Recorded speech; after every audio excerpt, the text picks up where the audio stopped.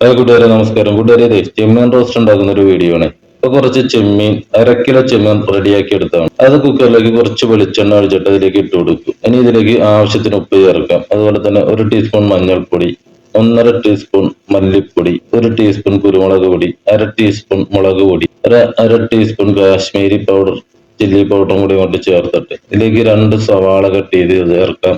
അതുപോലെ തന്നെ 2 പച്ചമുളക് ചേർത്ത് കൊടുക്കാം. കുറച്ച് വെളുത്തുള്ളിയുടെ അല്ലി അതും ചെറുതാക്കി കട്ട് ചെയ്ത് ഇതിലേക്ക് ഇട്ടിട്ട് ആ കുക്കർ നല്ലവണ്ണം ഒന്ന് ഇളക്കി അതൊന്ന് മിക്സ് ചെയ്തിട്ട് ആ മൂടി അങ്ങോട്ട് അടച്ചിട്ട് അടുപ്പത്ത് വെച്ച് 2-3 വിസിൽ ചെറിയ ഫ്ലെയിമിൽ വന്നവരെ അങ്ങോട്ട് വെച്ച് കഴിഞ്ഞ് കഴിഞ്ഞാൽ നല്ല അടിപൊളി ചെമ്മീൻ റോസ്റ്റ് റെഡിയാവും. അതിലേക്ക് കുറച്ച് കറിവേപ്പിലയും കൂടി ഇട്ട് കൊടുത്ത് അങ്ങോട്ട് ഇളക്കി കൊടുക്കാം. ഞാൻ ഇതിലേക്ക് തരി വെള്ളം ചേർത്തിട്ടില്ല. ആ ചെമ്മീനിന്ന് ഊറി വന്ന വെള്ളത്തിലാണ് ഇത് അങ്ങോട്ട് വെന്ത് വന്നേക്കണേ. അപ്പൊ ഇതിങ്ങനെ റെഡി ആയി വരുമ്പോഴേക്കും നല്ല അടിപൊളി ടേസ്റ്റ് ആണ്.